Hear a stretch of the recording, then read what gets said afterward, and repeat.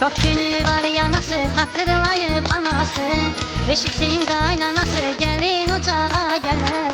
Bülbüller bağa gelir, sesler sorağa gelir.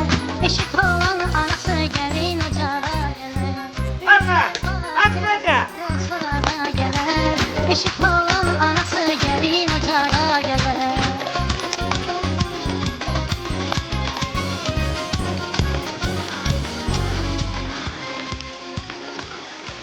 Atma kenara da nereden mağlalara bak bunu. Kenara. Geldim ay kişi geldim.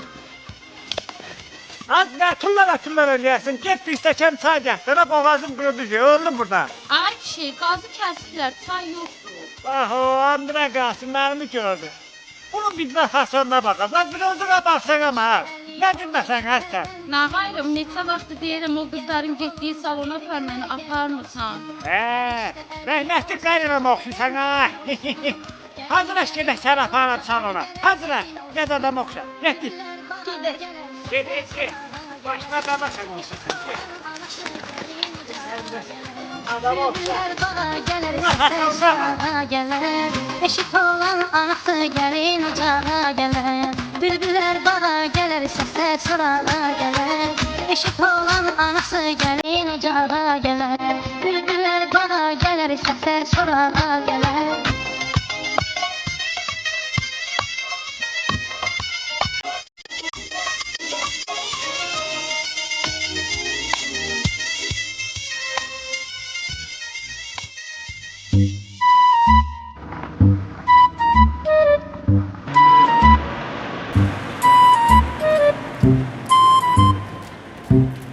Yer köpək qız, yerin. Bu da gözlüylə.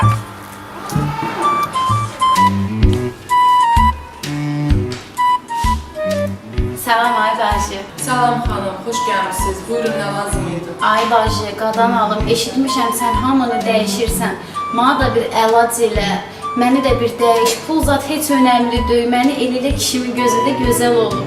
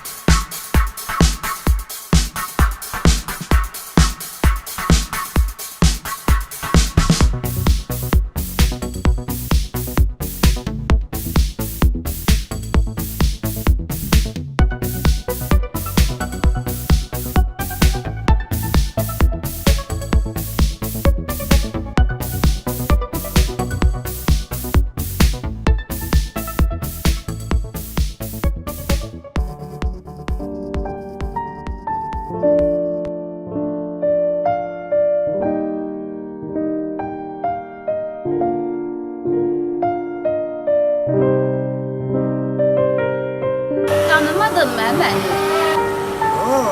Arat. Az ne kişi olmuşsun ha sen belə? Oy. Geliyorum az gel. Tiki de yaz gel.